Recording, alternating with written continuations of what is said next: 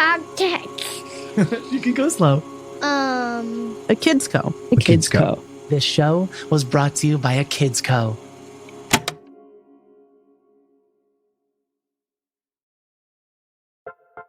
Hey, welcome to Better Grownups. I'm Jelani Memory, founder of a Kids Co.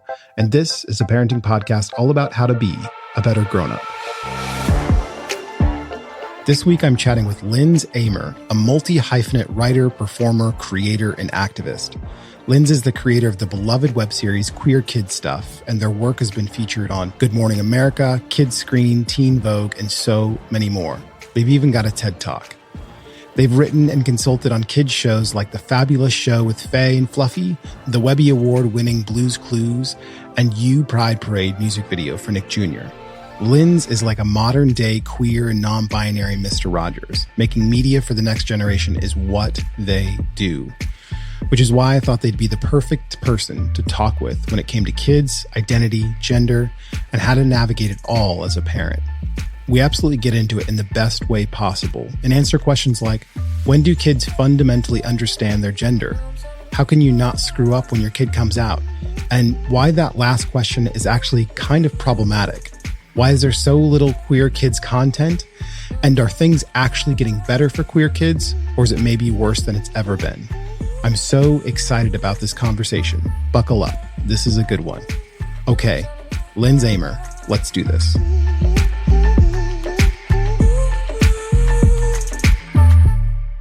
Lindz Amer, you are a writer, creator, and activist. Welcome to Better Grownups. Thank you for having me. It's great to be here. Honestly, I want to just get right into it.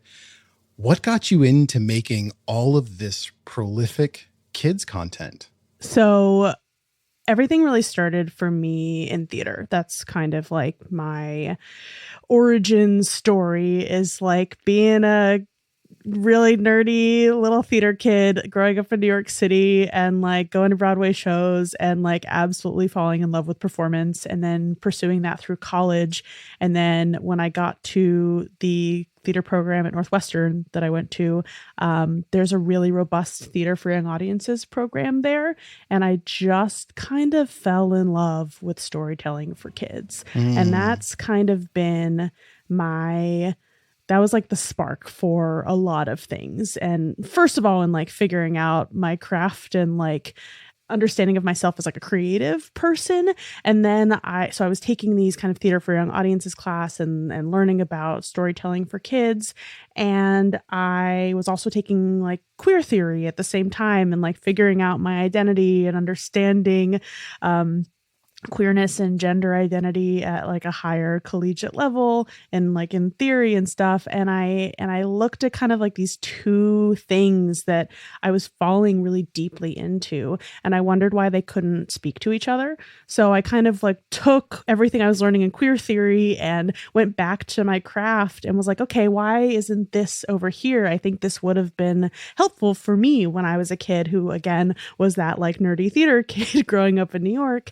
And I saw that there just really wasn't any queer and trans representation in children's theater, in storytelling for kids generally. And I'm talking like from books to TV shows, but also to theater. And so I started kind of pursuing that first through theater, and then really just found there wasn't a lot in that space for me. I think theater is like a whole thing to talk about, but like it's especially children's theater, I think is like generally a pretty white, cis, straight space. And there hasn't been a lot of movement there for a long time. And I kind of pulled myself together and was like, okay, maybe this isn't the space for me in this moment. And so I was in London for grad school, kind of doing this like weird performance art degree and like traveling Europe for a year and just kind of like trying to figure myself out and where I wanted my career to go and all of that. And I was watching a lot of YouTube and like queer YouTube creators like Hannah Hart. I watched Drunk Kitchen all the time and all of and folks like that. And I just kind of like had this wild idea for a web series where I was just kind of like, there's educational content on this in this space. And there are people doing cool work, and there's a lot of queer folks there, and there are a lot of young people there. And so I was like, well, why don't I do like a weird, like Mr. Rogers-y, like preschool aimed, family aimed, LGBT Mr. Rogers Bill Nye sort of thing. And came back to the States and was starting to like kind of figure out, you know, quarter life crisis and figuring out my career and my art and my work, and just kind of like gathered a couple of friends together who could work a camera and came out with this pilot episode. And it all just kind of really snowballed from there. And I've basically been making queer work for kids ever since. And that's taken just like a lot of different forms, from the web series to live performances to I'm in books now, I'm in TV, I'm in music. I'd like to call myself a bit of a generalist. I do kind of like the same thing, but across many mediums. And definitely keeps me on my toes and nice and busy for sure. I want to dive it back into that web series called Queer Kid Stuff, which is a great name, by the way. Thank you. Oh my gosh. Some people get a little weird about the name, so I appreciate that. Thank you. No, it's brilliant. It's like exactly what it should be. And look, we'll get to sort of the people's feedback and haters in a second, because I have lots of questions on that end. Why did that show not exist before you made it? It blew my mind to go, this surely has been done before. It's so obvious. Why was it never made until you showed up to make it? I think the answer is that it was incredibly difficult to make. And I'm not saying like practically.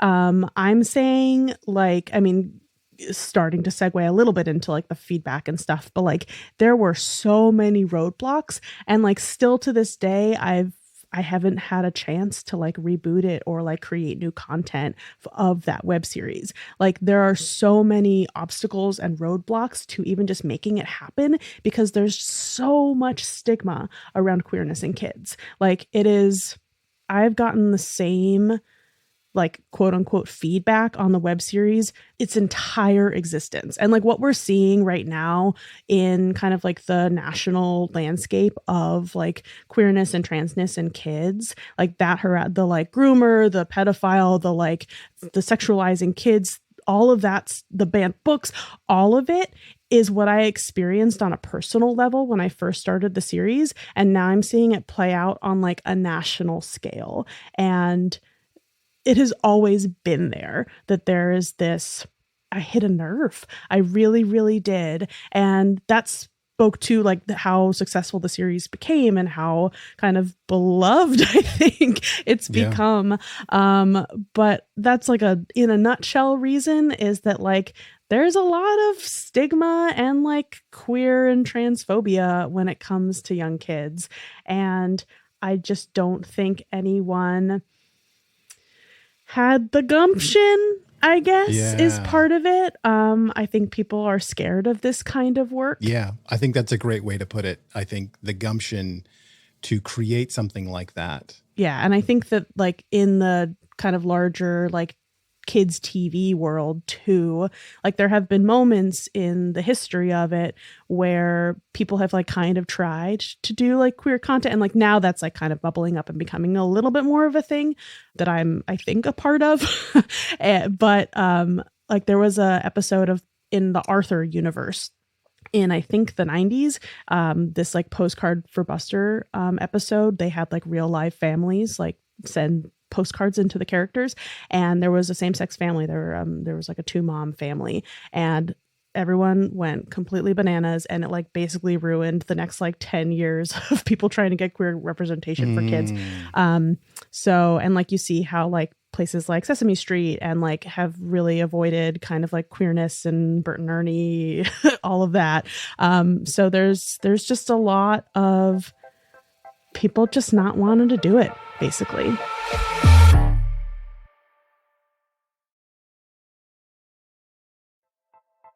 This is Better Grownups. Welcome back. Let's go back to my conversation with Lindz Amer. So we make books on challenging topics, from racism, death, cancer, gender, identity. And I remember even in the earliest days when my book was just a whisper of an idea, a thing that I made for my kids and was never going to be more. When I showed it to a couple friends, they were like, wow, this is really interesting, Jelani. Like, but I would never read something like this to my kids. It's, I don't want them to know that stuff like this exists in the world. And I remember sort of like craning my head and going, really? Like, it was such an uninformed perspective that it was almost like there wasn't really anything that I could say to it. One, I think your web series was way ahead of its time. And so bravo to you for making it. Thank you. I think so too. Yeah. And two, those stigmas around gender and queerness and identity with kids right now has seemed to reach this explosive cultural sort of boiling point, hot button moment for grownups, for parents, for folks with kids in their lives, coaches, aunties, uncles, grandparents. Can we just dive straight into it and let's just like tear apart some of these stigmas and some of these dog whistles and some of these bits and pieces, because it feels like the stakes are so high when it comes to grownups getting this wrong with the kids in their lives. Yeah, and this is a great way for me to plug my book, because this is like a really big part of kind of like the first section of what I go through in this. My book is Rainbow Parenting, and I talk about queer and gender affirming kind of like quote unquote parenting styles, but it's like for anyone with littles in their lives, much like this podcast is. And it's really about one, like, yes, outlining those stakes and talking about like the horrific statistics on queer and trans youth suicide, like trigger warning for anyone listening, but like talking about first like Leila Alcorn, who, you know, died by suicide because she was a trans girl who didn't feel like she had any prospect in life. I am not going to get the names right, but there was a boy in Denver, Colorado, who was 9 and died by suicide because he was being bullied for being gay when he was in his school. And those are not outliers. That's actually the norm. And like the narrative for myself is that like I am here and where I am today because I was lucky and I grew up with privilege that allowed me to get to a place where like I had like a light at the end of the tunnel where I could like go to college and kind of like get away from my family and like figure my stuff out and like figure out my craft and like what my purpose in life is.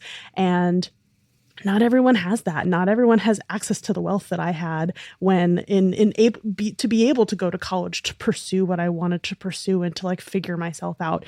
Not everyone has that time or that access to privilege. And I think that like it's so easy to forget that like every single trans person that makes it to adulthood is like a marvel. And there's just so much stacked against queer and trans kids, even in just like first understanding themselves and having the representation necessary to be able to like develop the language and the ability to self-identify and find community in that way. But also just like people just not supporting kids in the way they need to be their like true authentic selves. And that has so much to do with like expectations that parents put on their kids to grow up and be cisgender and straight, because that's how our society teaches us that like kids will grow up. Like that is like a projection we put on every single child because that's the normative within our society of like everyone is going to grow up probably to be cisgender and straight. And like that is just not true. And like there's a lot more research that's been coming out about the fact that that isn't true, and that like how many Gen Z kids are identifying as like not straight now today. And like a lot of the trends with that, I see a lot of people looking at the proliferation of people who identify as left-handed with the people, and like it follows a similar trajectory of people who also identify as trans. And like it's not like there were more left-handed people being born. It's that the stigma was basically erased in our society. Like now it's totally normal to be a left-handed person. Maybe there aren't as many, left-handed scissors being handed out in classrooms, but like people are fine with being left-handed. There's nothing wrong with that. And so we're seeing that trend also as like, that's the way that there have always been this many transgender people, but they just haven't been allowed to be themselves or figure themselves out or be trans because of the stigmas against trans people. I love that insight. And I think it presents a really interesting opportunity / bright spot, which is stigmas are being dismantled around the acceptance and the ability to identify as trans or as queer. But there's still so many roadblocks, just like you talked about with your web series. Let's get hyper practical. Let's say I'm a parent. I've got a kid. Forget about the age, their school age, and they come out. How do I not screw that up? I think the biggest way to not screw it up is to acknowledge that you don't know everything and that like that is also okay. And I'm going to say that again. It is okay to not know everything and not know how to do it right, because understanding that and understanding that you don't necessarily have the knowledge or experience to do this properly opens you up to be able to learn about it and to be able to learn about it and figure it out with your child and find the support that you need in order to explore that.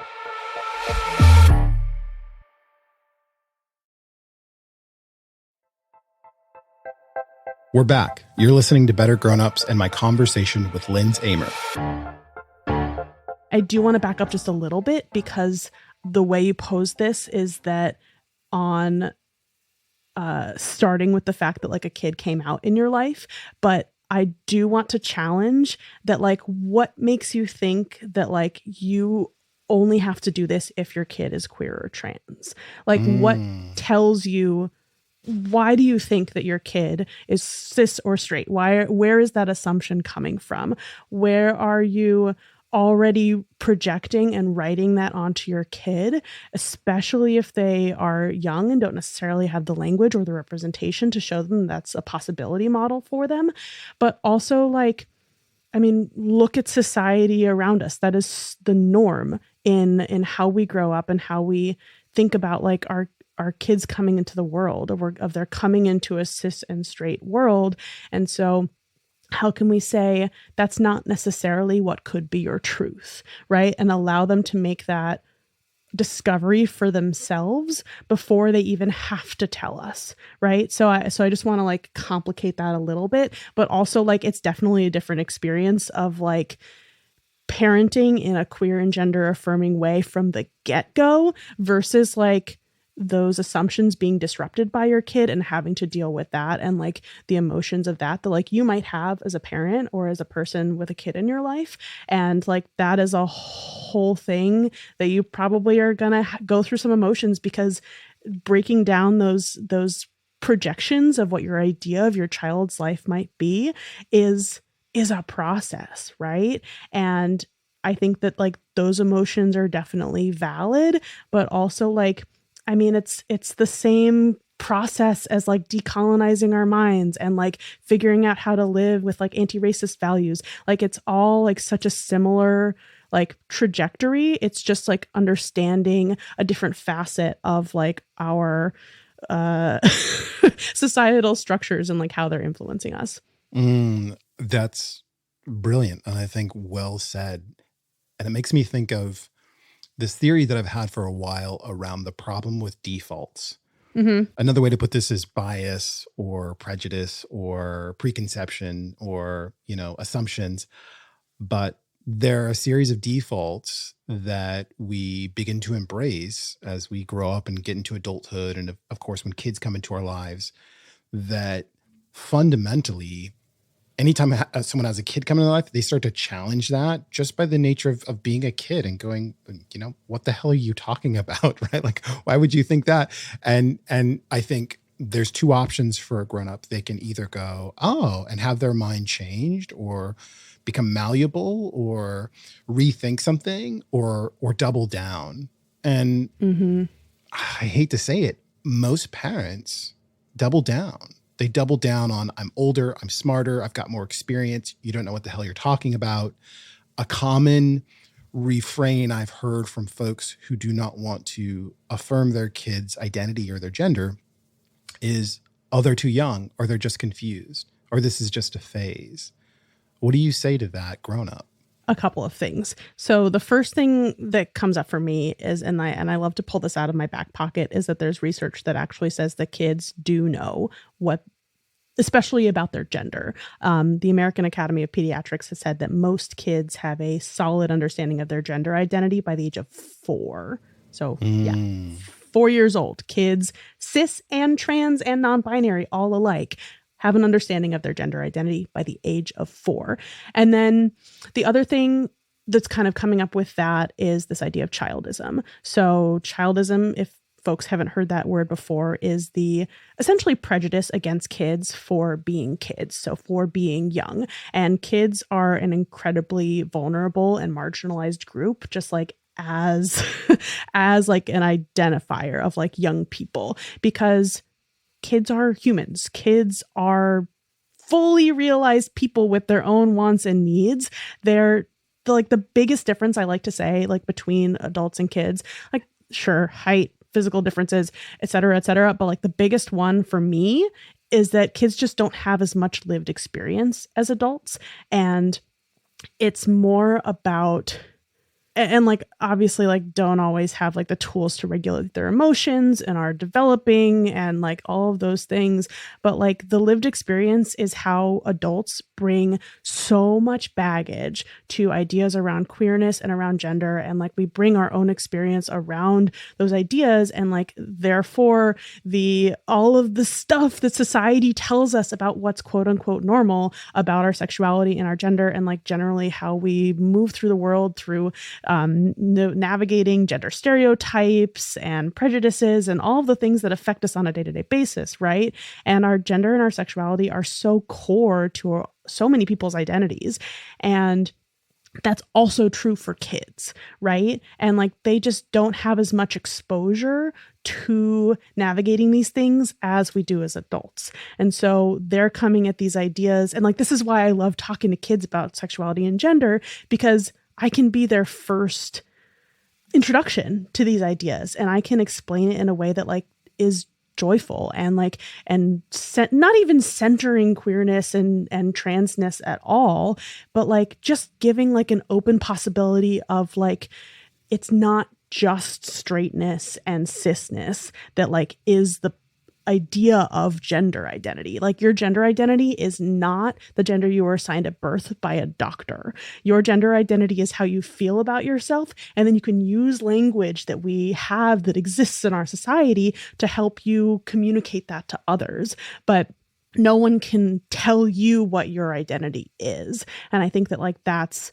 a big difference. And the other thing that I wanted to touch on, this is maybe a controversial take, and I want to suss it out a little bit, that I think my like kind of like radical idea is that all children are queer. And I'm not talking about all children being gay, and I'm not talking about all children being trans. It's picking up on what you said, that like kids are pre-structural. Kids don't understand the structures of our society. They disrupt. Like this is what's so exciting about kids and about including kids in justice and like radical movements, is that they can see things that we don't, because they don't have that lived experience, because they are not as enmeshed and embedded in our societal structures as we are, because we have had so many years of having to navigate them through our personhood and our identity and our language. So I think that all kids are queer in a way that queerness is like different and like outside of structure, in like kind of like the queer theory version of queer, not as in like, I don't think every kid is gay. I don't think every kid is trans, but I do think every kid is queer because they disrupt what is quote unquote normalized. And that for me is like what's so exciting about queerness and is so exciting about being around kids in general, because one, I like kids. Kids are cool. And I think that like kids bring a fresh perspective to our world. And there's like, I feel like Twitter discourse is always kind of like kids suck and I don't like being around kids. And I'm kind of like, okay, but why are you talking in that way? What about like an entire group of people makes you not like them? Like that, I like if you said that about like a racial group, like that's racist, right? Yeah. Like, why can't we think about kids like you're generalizing around an entire group of people? That's messed up. And I think that like this is also something that happens in like the queer and trans community too. And this comes back into like the, you know, calling people like queer and trans people who work with kids groomers. Like, I mean, I have maybe 50 different spellings of the word pedophile in my block list, right? And it's very specifically and insidiously about separating generations of trans people and queer people from each other. So we are in isolation and cannot continue to educate each other and help each other through the world. I mean, this is what happens. I mean, I'm Jewish, and this is like talking about like indigenous peoples as well, is like, this is what happens when genocide happens, is like generational trauma and isolating generations from each other and breaking cycles of knowledge. And it is really, really detrimental to marginalized peoples. You're blowing my mind right now. I'll just tell you that. So much to unpack there, but I want to key in on this last idea that you shared. It makes me think that what's driving most of this is fear. I can relate in some ways where, you know, remember when things really popped off in the summer of 2020 after the murder of George Floyd, there was what's now been termed as a racial reckoning, but there was also a whole bunch of folks who were scared, sort of like, what are the Black people asking for now? Like, gosh, don't they have enough? Or like, Black Lives Matter. Like, oh, like there was so much fear packed into just people being unhappy and on the streets and protesting that there was that immediate backlash. And I feel like specifically with Gen Z and this radical generation that they are, and being able to be more freely themselves, be more freely activist, challenge the sort of status quo, that there's this massive backlash by the older grown-up generation, not everyone, out of a fear. I think they don't understand it. They don't get it. That's not how it was when they were kids. How could they know? Like, there's so much packed into there. Look, we're not going to solve it today on this podcast. We're not going to solve racism. We're not going to solve, right, like gender discrimination. But how do we start to undo that fear? Yeah, I mean, I think that yes, it's definitely fear. Yes, it's like fear of the unknown, fear of change, fear of like losing power, I think is a really big thing. And this all points to white supremacy, right? And people who are in power, aka the wealthy, cisgender, straight, white, old men who run the world for the most part and like own almost every single company that exists in America. And like capitalism and stuff. And those people are scared because they have been in charge for maybe a couple hundred years, and that's what they've known. And they like being in power, and they like having people who look the same as them on the other side of the boardroom. And folks like us are threatening that. And folks, the protesters during the Black Lives Matter protests, like that's exactly what they were doing. They were getting angry, they were getting mad, and they were speaking truth to power. And they don't like that. They like us complacent. They like us, worker ants. They don't want us to have power. They don't want us to be making the rules. They don't want us to have influence. And it comes down to that, honestly. And I think it's, for them, it's been working. They've never had a hardship in their life. And suddenly that is not necessarily true anymore, that we're putting roadblocks in their place and in front of them. And I think that that's shaking a lot of things up. And, I don't know, they like sitting on their money. Yeah. And I think they like having it easy like that. And they don't want that to change. One thing I think we don't talk about enough for folks in that position, right? Cis, white, straight, male, lots of power, lots of privilege. is there's an underlying assumption with those folks, and I 100% believe this is true, is that they kind of think everything's kind of fine for everybody else. I don't think it comes from like a malicious, like we must have our boot on the neck of every person not like us. Some instances are like that, but I think more so they sort of go, well, what's the big deal? Well, I don't see color.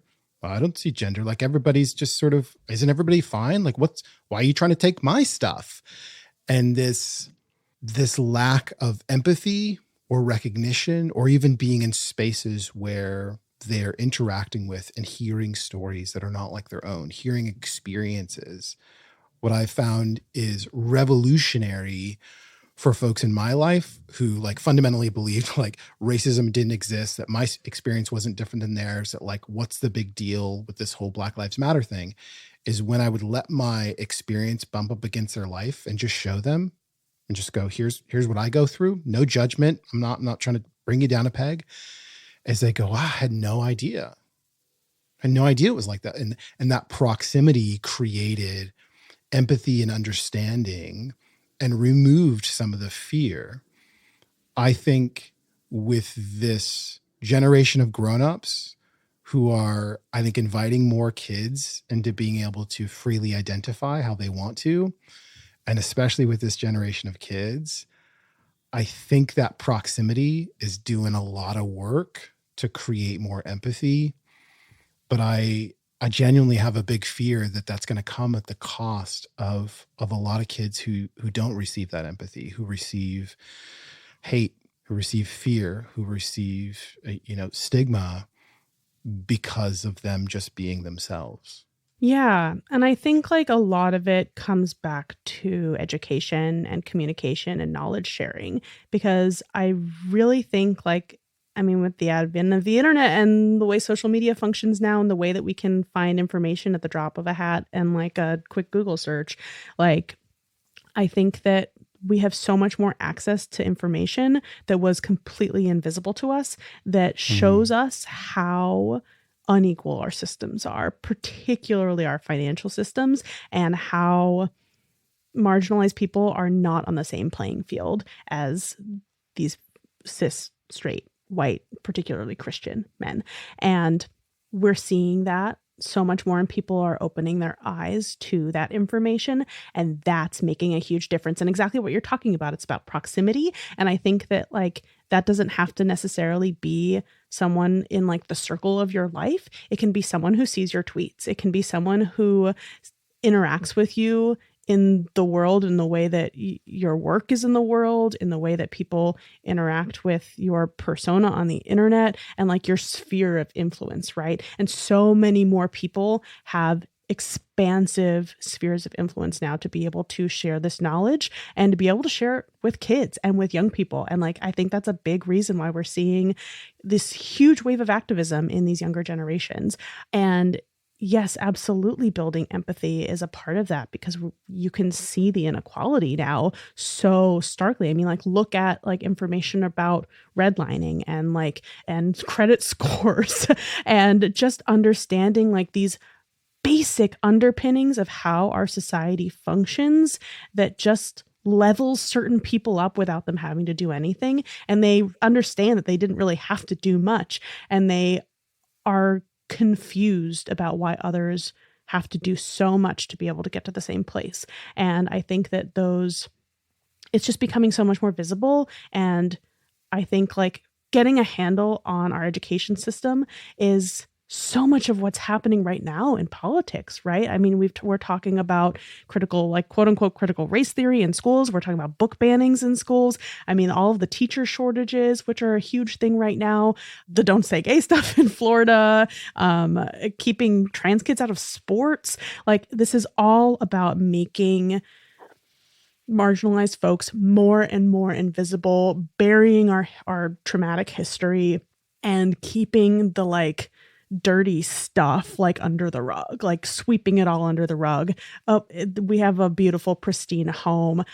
there's no dust in here at all, right? And that is the facade, and that facade has been breaking down, and that means we have to get the dust out from under the rug, and that means the house is going to be dirty for a little bit. And like, I think we're in that phase of things right now, like it's got to get worse before it gets better thing, which sucks. And like, not just sucks, like it has impact on people's lives, like huge impact, and on swaths of different kinds of people with different kinds of identities and experiences. And that is awful, and like not something that should be taken lightly. But I do think that it means that there's progress happening, which is like the silver lining of it, I guess. And like things are shifting, and something that has been kind of coming out of a lot of the anti-trans legislation that's happening right now is that like I am seeing people starting to show up when like they would have sat on the sidelines before. Like before this year, I don't think I ever had a kind of like, I do these queer kid stuff, kind of like live performances and workshops and all that. And I'd never before this year had a workshop that was just queer and trans kids. And now that's like so much of what I do in those workshops and performances. And those are really fulfilling spaces for me too. And I hope they are for the kids. I think they are. But like, I think it's important to see where the like equal and opposite reaction is starting to happen too. Well, I think you put it best. If education is the answer, which I really think it is, we should all be very thankful that we have you making so much great content for parents, for grownups, for kids. Lindz, this conversation was wonderful. Thanks for being on the show. Of course. Thank you for having me. This has been wonderful. I wish we had more time. There's so much to unpack. Me too. Have a good one. You too.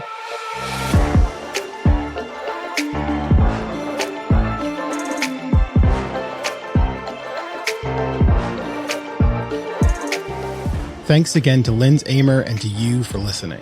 The future is looking pretty bright with this new generation, but it's up to us to become, well, better grown-ups if we're not going to get in the way of it. Lindz's book, Rainbow Parenting, Your Guide to Raising Queer Kids and Their Allies, comes out May 30th, 2023. You can pre-order your very own copy right now wherever you get books. While you anxiously await their book, you can listen to Rainbow Parenting, their podcast for grown-ups. You can find Lindz on Twitter and Instagram at Lindz Amer. Check out more of their work at queerkidstuff.com or at queerkidstuff on Instagram. Keep up with me at Jelani Memory on the Twitters. I really would love to hear what you think of the show, questions you want answered, and guests you'd love to hear from. Just email us at listen@akidsco.com. Better Grownups is written and hosted by me, Jelani Memory. Matthew Winter was the producer on this episode with additional production support from Chad Michael Snavely and the team at Sound On Studios. Don't forget to explore our growing collection of empowering kids books by visiting akidsco.com. This show is brought to you by the Kidsco Podcast Network. We make challenging, empowering, and important shows for kids and their grownups. Find all of our shows on Apple Podcasts or wherever podcasts are found.